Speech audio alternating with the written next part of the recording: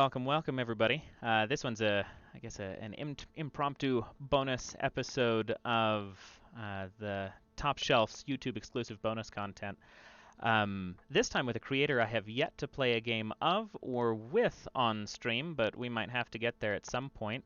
But we're going to talk a little bit about Zine Quest and everything that's going on with Kickstarter and kind of what's going on in the tabletop community right now. A little bit about design and whatnot, because I don't know, Twitter was buzzing the last couple days, and I needed to get into it. Chris, thanks for being on. Why don't you introduce yourself a little bit? Tell us about your current project specifically, favorite projects, things like that. Give me some fuel, because I don't plan these things. So I got to have stuff to ask questions on. Cool. Hi. My name's Chris Bissette. I run a website and publishing thing called Loot the Room. I publish small games every month. Probably, if anyone knows who I am, it'll be from my game The Wretched that I wrote last year and kickstarted last year. And at the moment, I have got a campaign running for D36, which is a zine of a quarterly zine of strange, weird RPG stuff that doesn't really. The idea is stuff that doesn't really fit comfortably anywhere else. And I've kind of brought together some of my favorite creators and people to write stuff for me and hopefully be able to pay them for it. The Kickstarter has funded, so now I'm just trying to fund extra issues. Beautiful. No, congratulations on that too, because my boss, quote unquote, I don't know what you are, Cole, Dad, the guy who runs TPK Roleplay, he messaged me the morning that D36 went live, because I keep a pretty close eye on most of the stuff, but Zine Quest just blew my ability to keep track of everything out of the water. Yeah. And he's like, "Have you picked this one up? Look at this."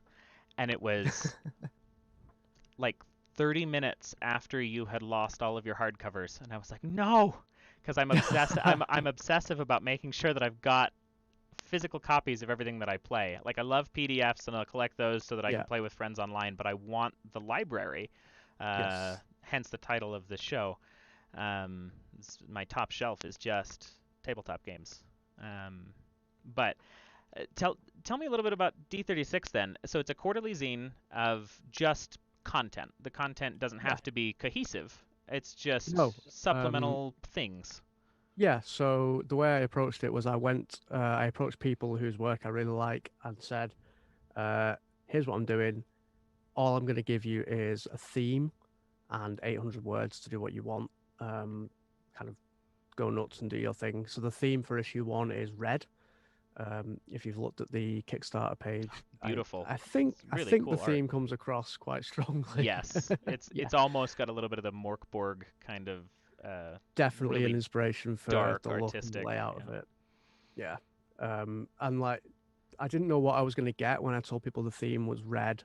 But a lot of people came back with like horror and body horror stuff, and then we've got a few games in it that are about like revolution and violence, and we've even got one romance game in there, but that's also set during a revolution, so it still fits. So the content is varied and eclectic, but it hangs together really well. I'm really happy with how it all goes together, which was lucky, I think, or I just approached the right people, I guess.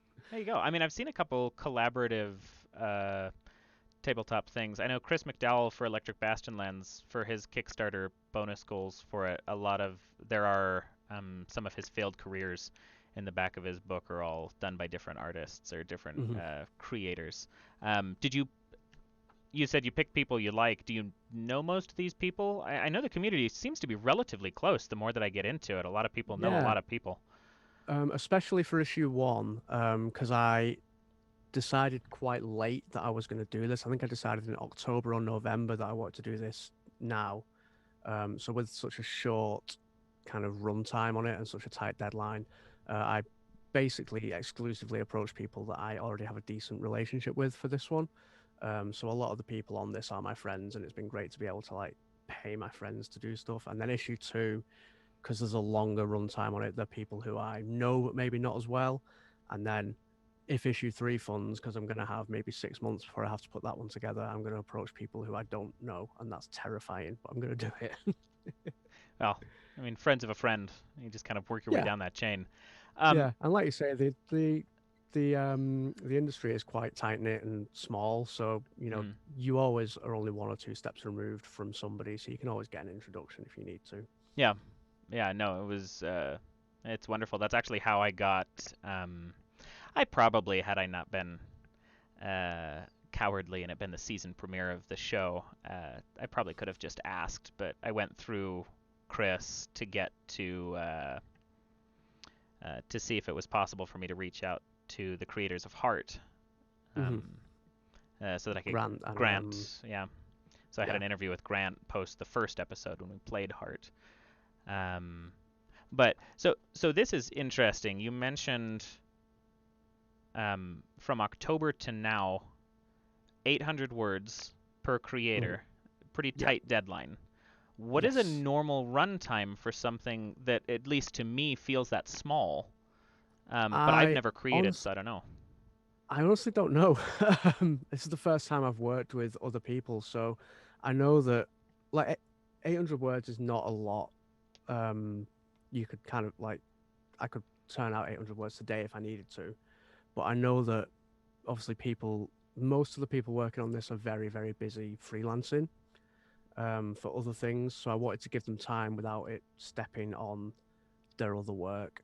Because I think the deadline I gave everyone, which was quite fluid, I wasn't like, I need it by this date or else you're no longer on the book. But the deadline for most people was kind of end of December, middle of January. So I could start doing layout and getting things rolling. And like if we needed to do edits and things like that. So I say end of October.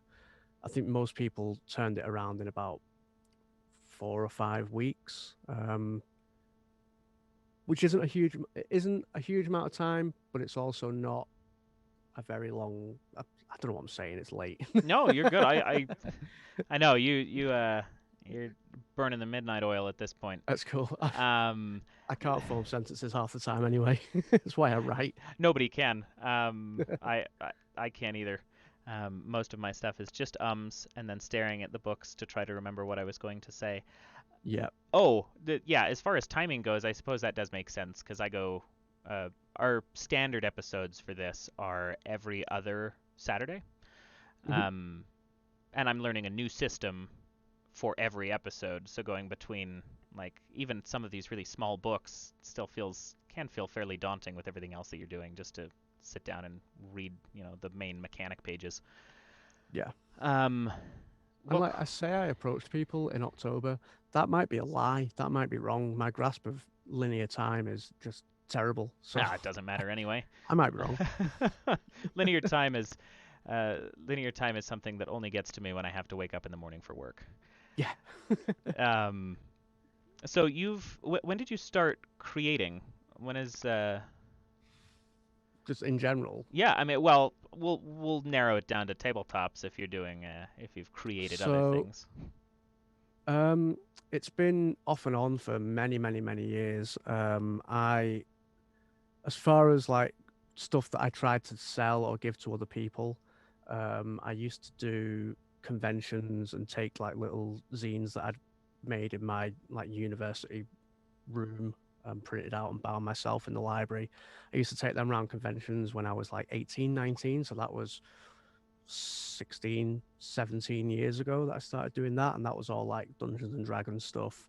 And then I stopped that and I started trying to write fiction and kind of become a fiction writer. And that's a really hard nut to crack.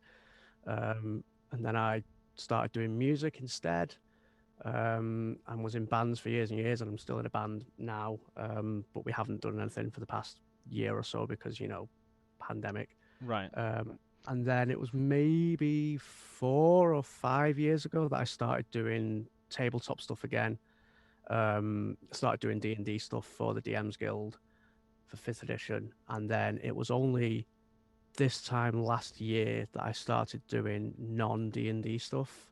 It was Zine Quest last year that got me started doing what I'm doing now. When I did a game called Under the Floorboards that's based on things like the Borrowers and Arietti, and it's I saw about that. being I didn't realize that was you. That's actually on my list yeah, as well. of one of the things that I have Brilliant. of a magnificently long, almost compulsive list of every time I get a paycheck, a couple of these just get added to my shelf. Yeah. Under the What you floorboards is can't on see there. behind my head is all the games that I have bought in the past year. Oh yeah, Yeah. the ones that we'll never realistically get to play because we're in the middle of a pandemic and they take hours Yeah. for each game. Yeah. Although saying that, I've played more games the past 6 weeks than I've not when I've not been in work than I probably have played the past 6 years. So it's been quite good to me the Very past nice. month. So No, that's good. that'll end on Monday, but never mind. Yeah, I need a reprieve. I want to be able to just have somebody walk in and just grab a book off the shelf and be like, "Let's play this one today." And I'm like, "I don't know what it is, Oh, but that'd be we'll nice, try it." wouldn't it? Yeah. Yeah, that'd be good. Um, so what I started running games. So I'm the forever DM of any Hmm. of my friend groups or anything that I do, and I started running games, uh, or really even any experience with any kind of tabletop role playing 2 years ago. Hmm. And when I did that, I was exclusively D&D. Yeah. In fact, it took about 6 months for me to even realize that there were other systems out there. To be like, oh yeah, Call of Cthulhu also makes sense here, and Pathfinder and Starfinder are their own things, and you get these really big names. And then it wasn't until like March of last year ish that I found Morkborg, because somebody just showed me the art, and I was like, no, no, no, this is a game. This isn't just an art book. This is a whole thing that set me down the path that I'm on too. What what ended up transitioning you? Was it a shift in mechanics, a shift in like? It, That's a good question. I mean, I've been playing role-playing games since the early 90s, but again, like a lot of people, I started with D&D. Um, and then I played other kind of similar games like Advanced Fighting Fantasy and like um Palladium Fantasy and stuff like that. And then the past couple of years, I don't know what it was that transitioned me away from D&D, to be honest. I've been trying to pin it down the past few weeks because people keep asking me this question. I don't have a good answer for it. I think the first non-D&D game I played like properly was Dread, which makes sense because I keep designing games that use Jenga. So that's oh, lodged in the back of I, my brain I got a somewhere. couple people in the Discord that are gonna hear this and they're gonna have to go check stuff out then because they keep recommending me Dread. They're like, you gotta go play Dread. Yeah. I'm like, I don't have a Um, Jenga. How do you play a Jenga tower over stream? It doesn't work. so it's interesting you ask that because we did a game jam for The Wretched, which is my solo game that uses Jenga, and a lot of people said like, I don't have a Jenga set. I'm not going to buy a Jenga set. What can we do? And so we had this really big discussion about different ways to simulate or to replace the Jenga tower. So if you hit me up on Twitter or something, I can link you to that thread Yeah, of I'd ways love that you that. can play Jenga without using a Jenga tower because a lot of people put the work in that I wasn't willing to do. No, that's fantastic. Actually, I will absolutely because we've got a channel on here or another show on TPK that does like more role play style board games and things. Mhm. And I am always baffled by even just the first two episodes that he's put out of like I don't know how you managed to wrangle that over stream, like board game kind of stuff. And they use Tabletop Simulator for a lot of that, Uh-huh. but it still is like that's more work than I'm willing to try to manage as a GM. Yeah. I've got Um, a dream game that I would love to play on stream with someone, but it's just impossible because it's a two-player game, but the like main mechanic is passing a lit match back and forth. There's no way to do that over stream, and I'd love to figure out how to do that. But well, you're gonna have to message me the name of that game too, because that sounds fascinating. yeah, that's Um, a Scoundrel in the Deep, which is in I think Worlds Without Master issue. I want to say 6. It's a really good game, little two-player storytelling game. I love that. Maybe I'll have to. Do you have any two-player storytellings, or do you keep them that small for any of your stuff that you've written? So I write all. I've written so many games the past year. It's kind of a bit all over the place. The Wretched was a solo game, and the game that I'm putting out end of this month, which I think you've bought, Dice Souls, is a two-player game. And then most of them I try and aim for kind of 4 or 5 players, but it varies depending on the game. I That's want fair. to write more 2-player stuff because it's really fun. After I played Adam Vass's Excommunicado with Jeff Stormer a couple of weeks ago. Yes, I saw the And notice for that today, actually, on yeah, I Twitter. think that went live today Uh-huh. actually. That was so much fun, and I hadn't properly played a 2-player game like that before, because they intimidate me a little bit. Not having, I'm a bit of a spectator when I play games. I like to sit back and just watch other people play, and you can't really do that in a 2-player game. So I don't play a huge amount of them. But I think that game was with Jeff was so much fun that I'm definitely I'm gonna write more 2-player games because that was really fun. That's super encouraging because I have Excommunicado sitting up there, um, and it's one of them that the art style for it was another one that I picked up just based on the art style that is so Yeah, brash, and I'm all of like, Adam's stuff is just phenomenal. yes, Um, we had a yeah, big long conversation about Necronautilus and how he just puts this kind of existentialism of introspection into all of his games and yeah. Have you is played Necronautilus yet? Because yes, so that was the last holy shit. episode we did on stream. We did that Saturday. This is for all those folks listening. This is a Wednesday.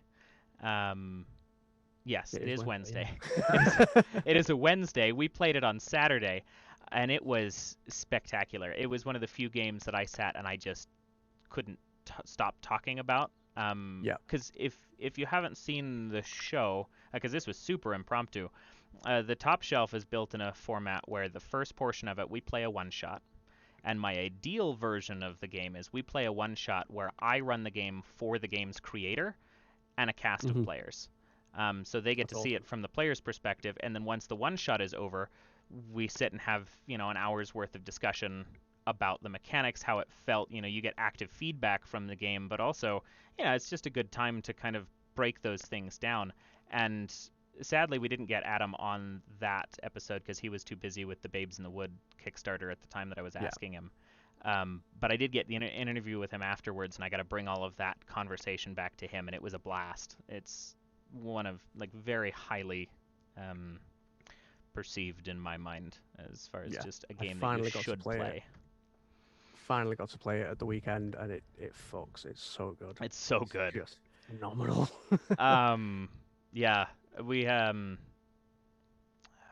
goodness, I'm trying to think because the three games we've played so far are Heart was the premiere, and then we did Light, which is if you're familiar with Spencer Campbell on Yes, I know Twitter. Spencer. Yep. Yeah, So we played that one with him, and that was an absolute blast.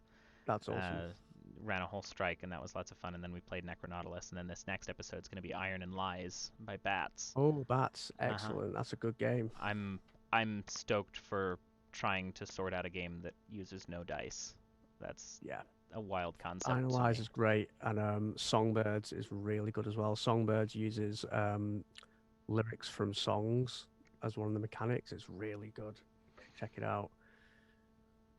Don't mind me with the little bit of radio silence while I pull up a notepad because you keep dropping games and I'm gonna forget all of these.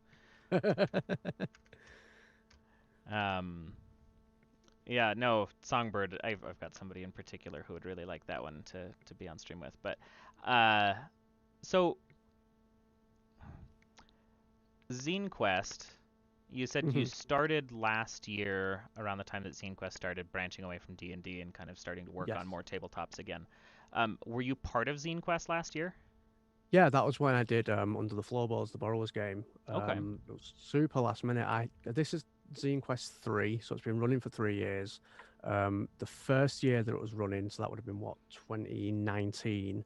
I was taking like an extended break from creating. I'd fully burnt out, and I took like a year off from everything. So I missed the first Zine Quest entirely. I didn't know it existed. And then about this time last year, when I was just getting back onto Twitter, I started seeing all these people talking about Zine Quest, and I was like, "What the fuck is this? What's all this noise people are making about Zine Quest?" And then I looked into it, I figured out what it was, and I thought, well, I've always wanted to run a Kickstarter. I've been wanting to get back into writing stuff, so why don't we just throw up a campaign and see what happens? And I put up Under the Floorboards, and I spent like a week talking about it, and then set the campaign live, and it funded stupidly quickly, and suddenly I was like, oh shit, now I have to write this game. But I'm really proud of that game. I think if I'd made it now, I would do a lot different because I've learned a lot in the past year of making games since I made that one.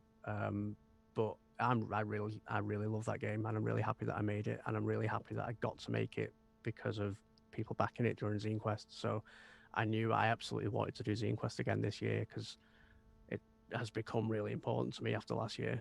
It seems like a really good platform for, I mean, just new creators because it clumps all of the tabletop stuff into kind of one space for, Yeah, people to see and browse as opposed to trying to get through the, cataclysm that is Kickstarter otherwise. yeah, definitely.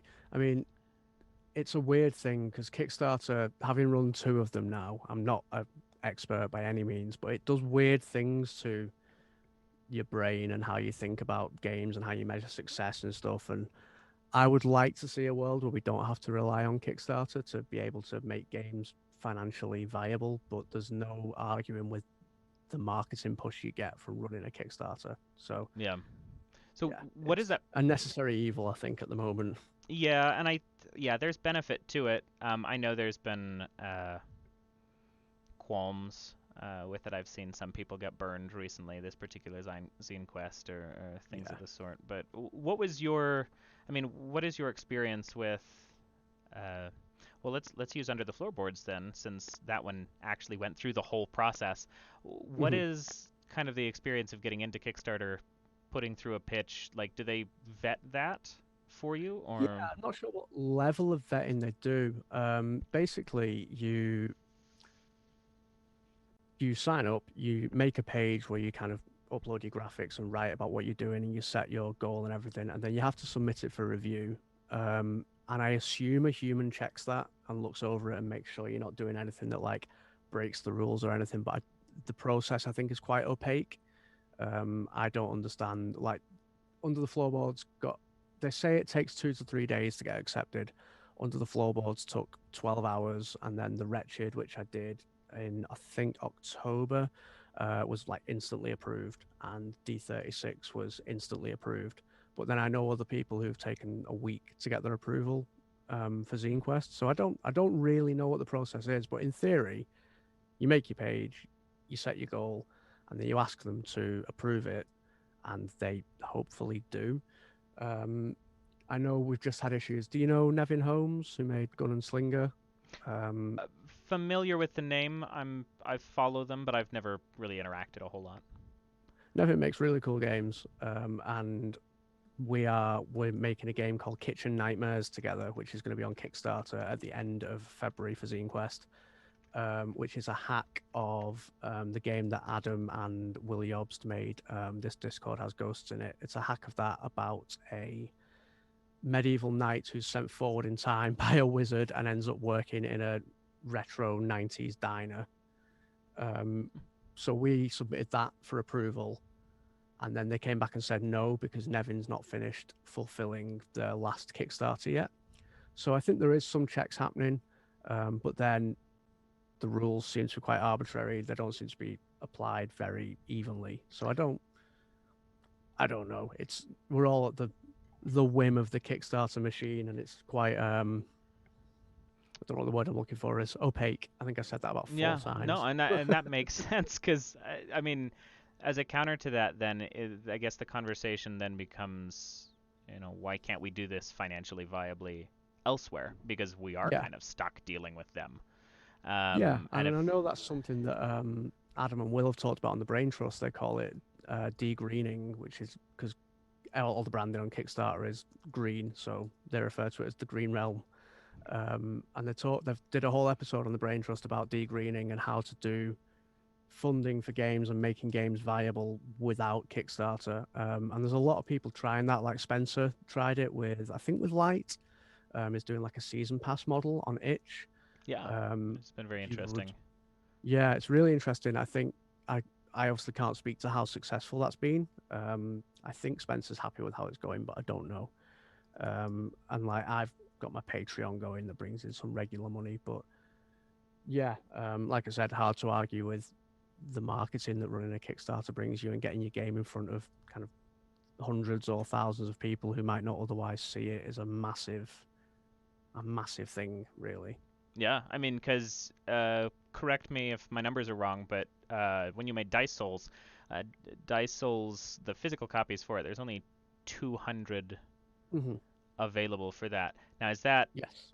is that a note towards you on making it exclusive, or is that you limiting copies because you're not sure how well it'll sell, so you don't want to That overbuy them? that was limiting copies because I'm going to be the one basically putting them together and fulfilling them. So the process of putting together Dice Souls, because it's coming in the video game box, Mm-hmm. is I'm printing the books like I normally would. I'm having CDs pressed. I've bought 200 DVD cases, and I've printed the covers for the DVD cases, and I'm having to physically assemble them all myself. So 200 was basically how many copies of this do I think I can sell, and how many copies of this do I think I can physically assemble and ship out myself Mm-hmm. before I want to die as a result of doing it. So Yeah, I fair. thought 200 was That's like a happy max.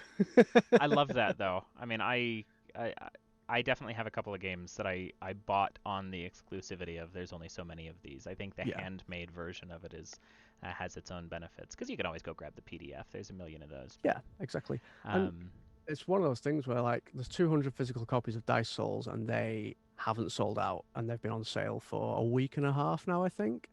Um, and then D36 has been on Kickstarter for what time is it? It's midnight, so 31 hours and has got 235 backers. jeez, So that's the marketing power of Kickstarter. You know, that's already shifted more copies than Dice Souls has. yeah. So with if for anybody like watching this, if Dice Souls has not sold out by the time you're watching this, it is in a game box, and then the the pamphlet for the game in like an old Xbox box, the pamphlet for the game is the game itself as opposed to like Yeah, a game's instruction manual. That is the game, and then the CD space is a soundtrack. correct. Yeah. And I take it now, knowing that you do music, did you put that soundtrack together yourself? Yeah, I'm writing the soundtrack and recording the soundtrack. Just any excuse to put music out. You don't have to answer this on video if you don't want to, but were I to run it on stream, is anybody are you gonna yell at me if I Nope. throw that down on Twitch? No, feel free. Okay. I did the same with the Wretched. I did a soundtrack for the Wretched. I did a soundtrack for my game Go Alone. I'm perfectly happy for people to put them on stream, and like I upload them. I use DistroKid for distribution to get them on like Spotify and YouTube and stuff like Okay. that. And I make sure that I don't enroll them in Content ID. So you can put them on. You can use the music on YouTube, use the music on Twitch, and you shouldn't get any copyright flags or anything. And if you do, just let me know, and I'll send a Yeah. stinking horrible email to YouTube and say, "Oi, No, stop that's it."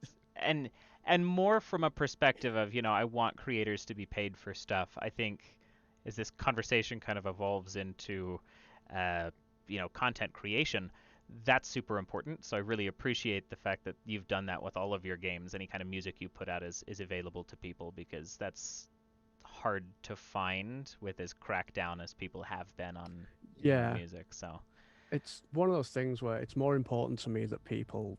I mean, it's nice to get paid, obviously, but it's more important to me with music, especially, that people just listen to it. yeah. Do you have Like, there's. a Sorry, go on. No, you're good. Do you have a primary instrument? What do you play? What do you So do? primarily I'm a drummer, but I'm the vocalist in my band. I don't do vocals on any of the music that I put out. It's all instrumental. And then I'm a guitarist. I play keyboards, play bass. I do play violin. I play cello, but not in this apartment because I don't have space for them. I understand I'm one of that. those. Yeah, I'm one of those irritating people that plays a lot of things, but I love it. I don't play. I don't play anything brilliantly, but I play everything enough to get by. And the older I've like as years pass by, not that I'm particularly old, but as years pass by, I discover that you don't really need to. No, I The mean age of the my primary virtuoso genre is is not really there. no. Yeah, it's I'm I hate talking about it because I don't like sounding like I've got an ego. I'm a very good drummer.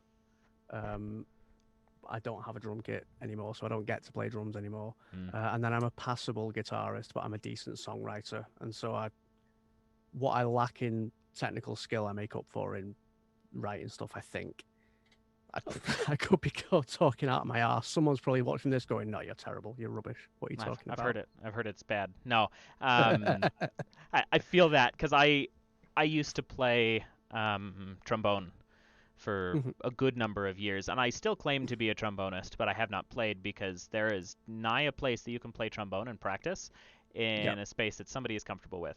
So Yes. I My don't do partner that plays often. trumpet, and she has the same issue. Yeah. Yeah, Yeah. I played I just big band jazz and swing was such a big thing for me, and I moved through that quite a bit. And I play bass passably, and then I sang for a band for a little while. So I feel a lot of that. I wanted to be a composer for a little while, and then ended up moving away from college to do other things. And then I made a movie with an independent film crew, and now somehow I ended up in tabletop games. See, Um, I've always wanted to make a movie, and I just don't know any actors, yeah, so I just well, can't do it. anytime you pass through the Americas, let me know. I will do. Um, so yes, I remember it. I'm real bad at keeping my train of thought if I don't keep notes. Um, Formatting. You do you do all of your games layout and design, and those are constructed by you then? Yeah. I do. I've up until this year, I've been very, very poor for a very long time, so I've not been able to afford to pay people to do things, and I don't like asking people to work for free or for barter or anything like that. I know people are willing to, but I don't like asking them to. So I basically do it end to end myself, and I taught myself to do Yeah. everything. All my games, I write, I lay out, I for the most part do the art or find public domain or stock art to use, and I just do it all myself. Yeah. It's not very efficient, but it Yeah, I gets the mean it's job done. respectable though, especially that like the fact that you do it yourself just because you want to pay people, and I think that in of itself is something to look That's at. what's been really nice about Yeah. D36 is getting to actually finally pay some people to do some stuff for me. It's been great. Yeah. To lay out myself. Are you comfortable on stream talking about uh, how pricing breaks down, or what you Yeah, feel is kind of? absolutely. Because I would love to know what is fair, or what is kind of perceived as fair in the industry right now for tabletop. It's per Yeah, word, right? Much like like a journalist. there's a lot of conversations happening about this all the time because pay rates in the industry are notoriously really low. Um, there's some big publishers that pay like 1 or 2 cents a word, and that's disgusting as far as I'm concerned. It's just an awful rate. Um, I think the average rate considered a good rate by bigger publishers is like 6 cents a word, which still is like I was trying to write fiction 10 years ago, and the SFWA qualifying rate for professionals then was 6 cents a word, and that was a decade ago in fiction. Um, and it's just laughably low. I'm paying for D36, I'm paying 10 pence a word, which rounds out to I think about 13 cents a word, thereabouts with exchange rates. Um, and that's lower than I'd like to. There's publishers like MCDM, Matt Colville's publish imprint for 5e that's doing Yes. Arcadia. They're paying 25 cents a word, Oh, which is good. incredible. And people like, I cannot remember the name. Bear with me 1 second. Just looking at brief math while you're looking at that, the difference between 6 cents and 13 cents a word is incredible, even in an 800 word count. Yeah, Small thing. That's quite a difference. it's Um, ludicrous. yeah. I know that Michael Lombardi, I think, pays 25 cents a word whenever he hires people as well. There's a big push from within indie spaces to raise the pay rate to a minimum of like 20 cents a word. Hmm. Obviously, there's a whole factor of economics that comes into it, and the economics for every publisher is going to be different. Hmm. Um, I think anything lower than 6 cents a word is exploitation, absolutely. And I think even 6 cents is not a livable wage for people.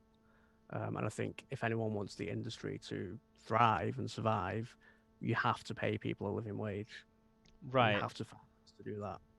Well, and I mean, so looking at these, you said you can push out 800 words, in a day. If you were to, well, let's see. I have the number now. Let's divide that by an 8-hour shift. So 16 or 13 cents a word, 800 words. If we break that down as an 8-hour day, it's about $13 an hour ish, Okay.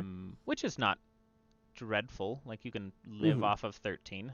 Um, Yeah. I it's mean, I pretty think a functional. full-time writer would you'd be expecting them to do more than 800 words a day. I can't Yeah, say how many because I'm not a full-time writer, and I have ADHD, so I'll bang out tens of thousands of words a day, and then I'll go for days and days and days without doing any words.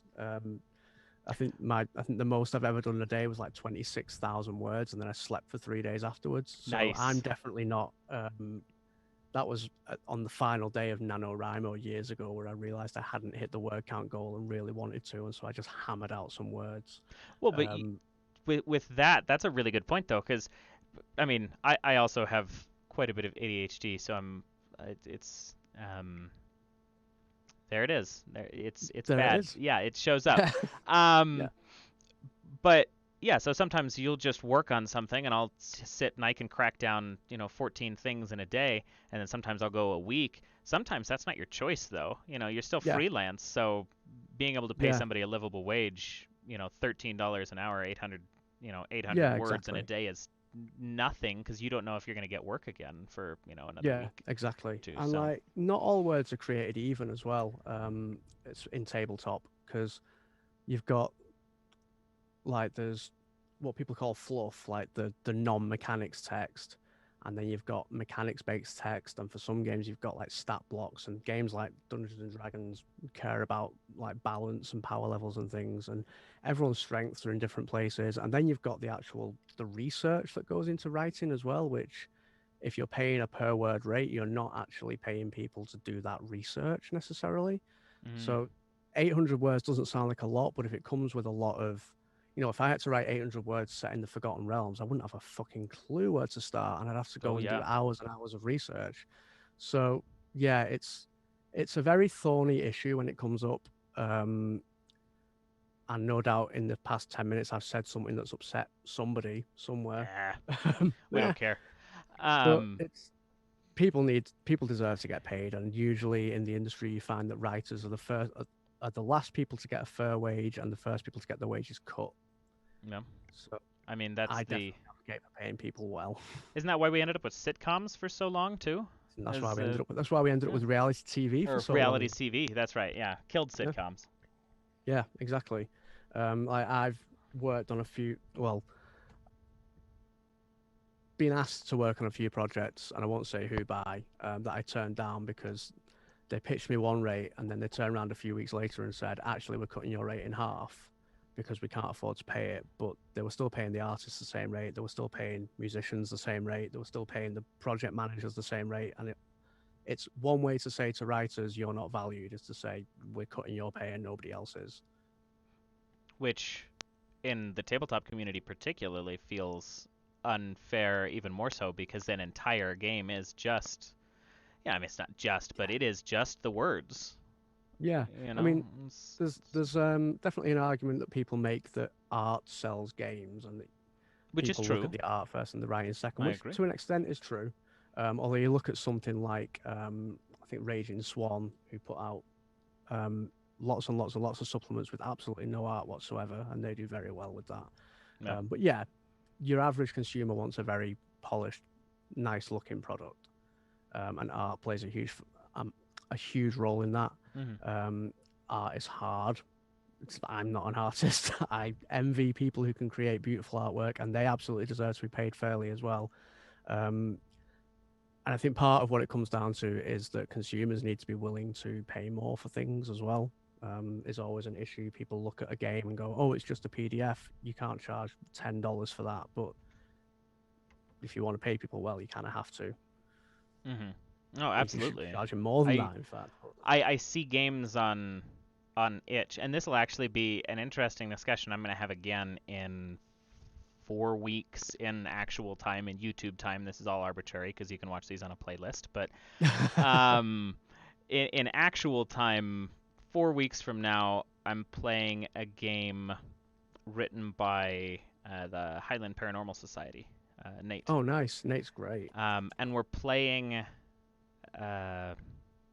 Mecha Dudes, Nice. which, if you've seen on his itch, there's a very specific draw to me to why I want to play that one and the things I want to talk about because of one, its price point, and two, the amount of content that's actually present. Uh-huh. And I think the game itself is absolutely worth what the price point is because of the kind of thing that it conveys. But it's very much a deep conversation as to like Yeah. what are we paying people? You know, what are we worth to give you hours of fun? Because objectively, even if I only play a game once, uh, Yes. you know, me and 5 friends can play this game. If I were to go to the movies for 3 hours, you know, a ticket is $12 a pop, and Yeah. then that's 60, $70 a movie, not including popcorn and things, and then I can spend $5 on a game that somebody has put forth, and we can do that ourselves in the living room in the middle of a quarantine. Like that to me is so much more worth it, but people don't perceive it that way, and Yeah. it's important. I agree. And Mechadudes, if I'm right, is the one that's $50 and says run this with an adventure you stole from Wizards of the Coast, right? Mhm. Yep. Yeah.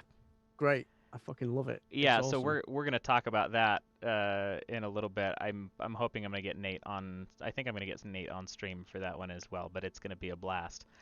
Uh, yeah, I'm so excited for all of the Yeah. stuff coming up. But I am in awe of the work that Nate does. It's just phenomenal stuff. yeah, and he puts out some really neat things in really small form factors, Yeah. which is I fascinating can't do too. that. Yeah. Like Prole is just an absolute work of art, and there's no way that's something I could ever have Where is it? produced. I have it here.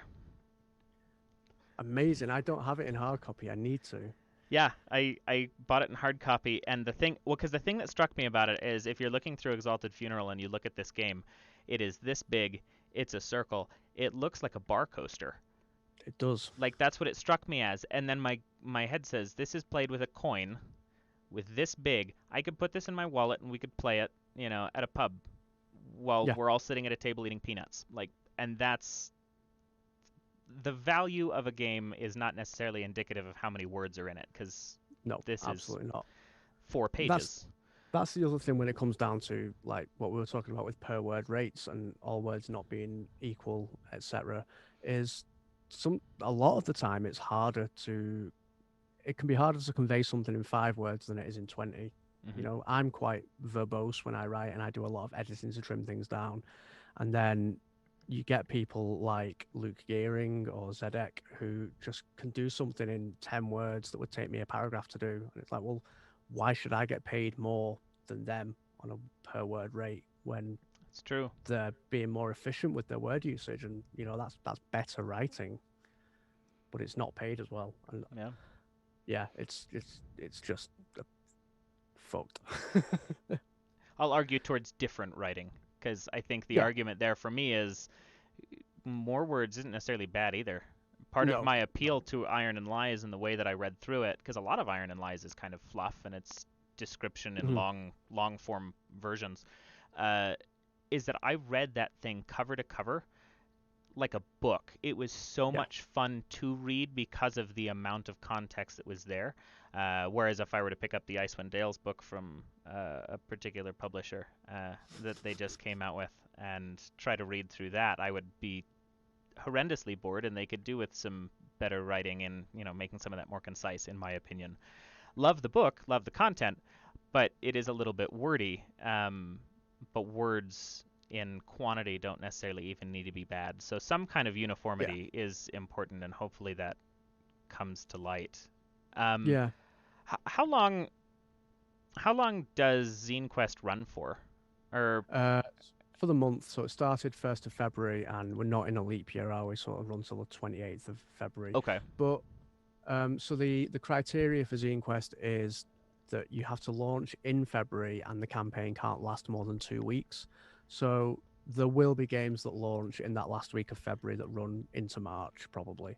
Okay. So realistically, like officially it runs for 4 weeks. Realistically, it runs for 6.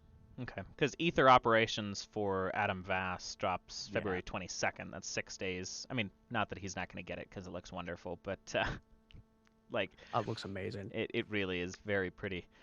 Um, Very cool. No, let me ask this then, because I'm curious about the conversation debate between the two. Have you what do you use to format with when you put together your InDesign games? mostly. InDesign? Okay. Yeah, mostly. I've done stuff in other things. I did just to make a point years ago. I did an adventure for the DM's Guild that I did entirely in Word. And I put a game out middle of last year that I formatted in Canva. A lot of the RPG scene use Uses Canva. The Southeast Asian RPG community. I say community. hmm. Community is a weird word because you can't lump everyone together like that. But so a lot of the work coming out of RPGC, SEA is formatted in Canva, and the people there doing amazing work with like what is seen as a non-professional tool. Professionality is a myth anyway, but yeah, I highly encourage people to use what they have to hand to create things. You don't need InDesign to put out good-looking work. So I just Cam, happens to be what I use. no, I appreciate that. That's exactly why I was asking. Canva, CAMVA. Yeah, which is I think is a free web app, and I think it's on like iPad and tablets and things as well. In fact, I know it is because I did my game generator thing in it on my tablet. Yeah, you can put out a PDF in that quite easily. I don't know if I want to do like a 60-page book using it, but you could. Yeah. I think the other one that I see most often is Affinity Yeah, Publisher. I don't know Affinity. I mean, I know of it. I haven't used it because I am thoroughly in the Adobe wheelhouse, unfortunately. As am I. Yeah.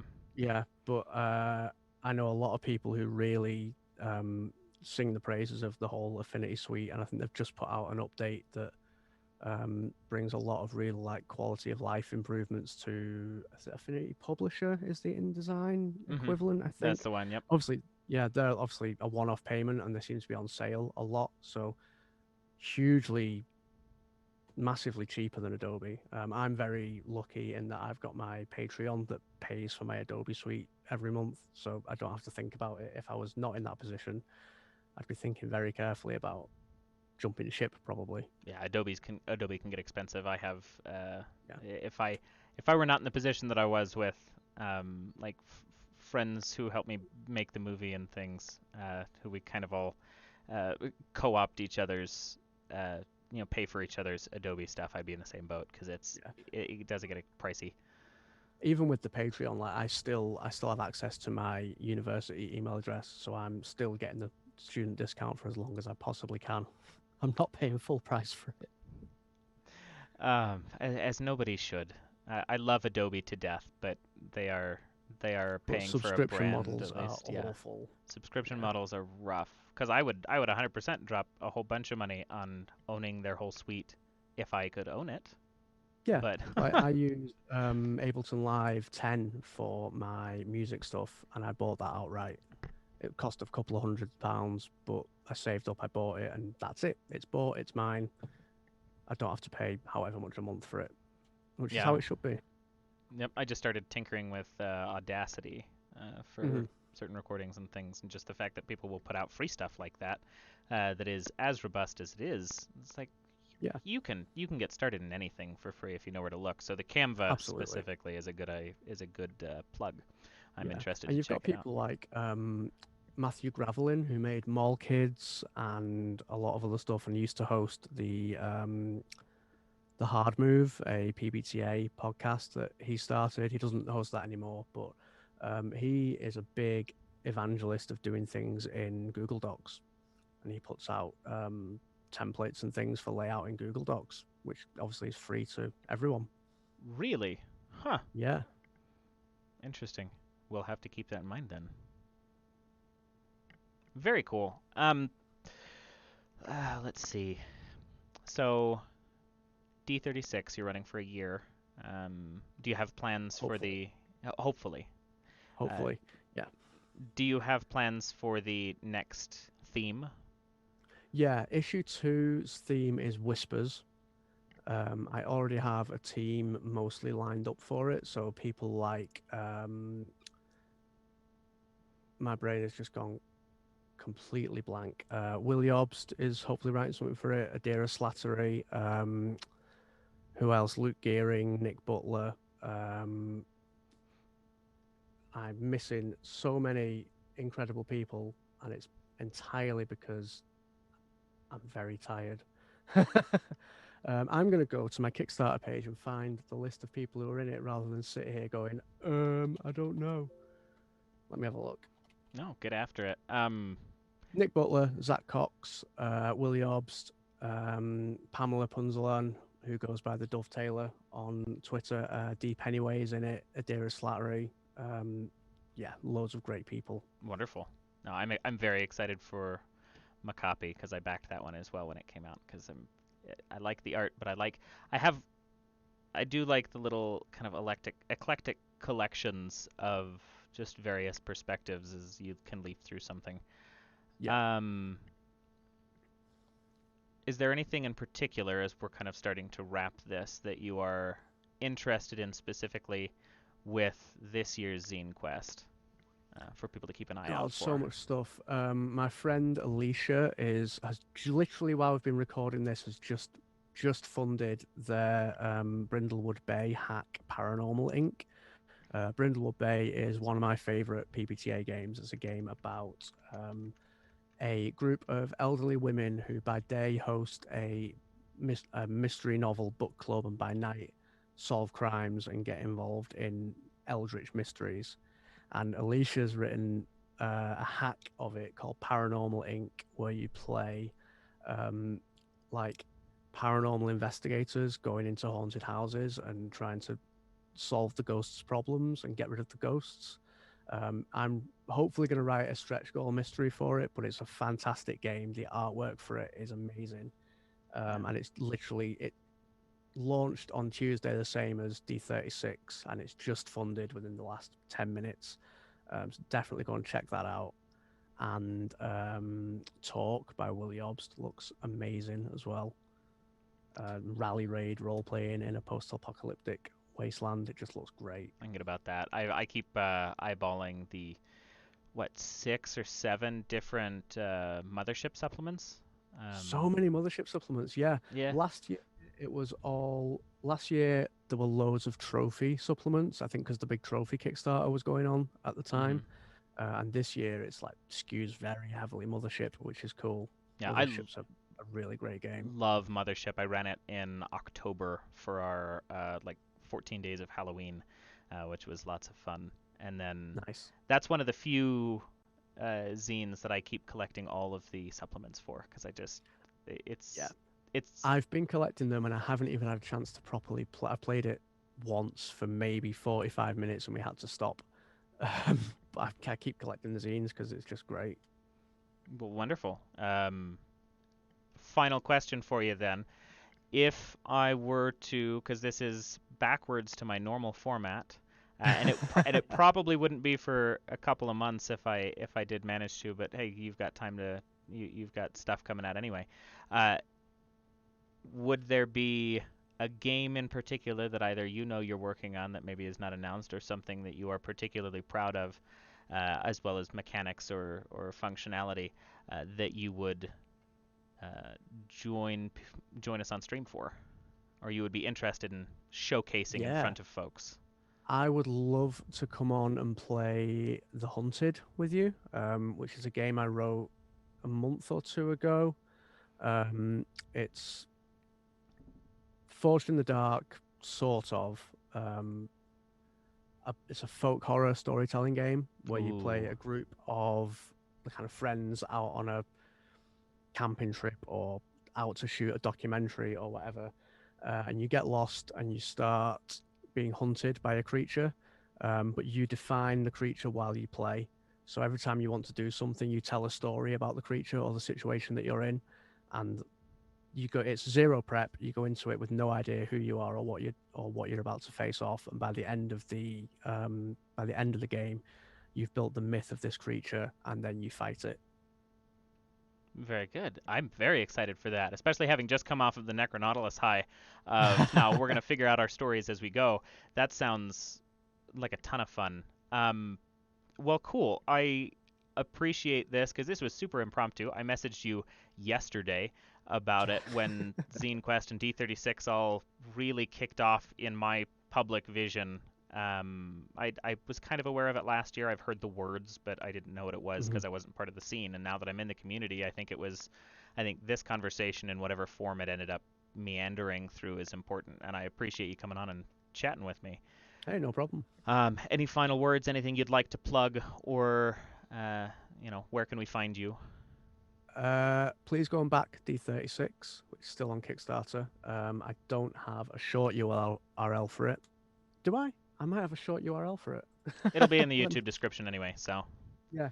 I think it is. Yes, it is. It is bit.ly/lowercase d 36 uppercase K uppercase S D36KS. very good. That'll be running. I don't know when this will go out, but that runs to the 25th. I think is the end date for that. I think off the top of my head. Otherwise, you can find me on Twitter at Pangalactic, or my website is loottheroom.uk. Perfect. Well, thank you so much. My first inclination was to stand up and try to shake your hand, but we're uh, zooming, so I'm clearly tired as well. I'll let you get off to either writing or bed or late night snacks because that's where I'm usually at. And Probably a combination of the three. yeah, and we'll see you around Twitter. Best of luck with everything on Kickstarter, and yeah, thanks for watching, guys. Take care.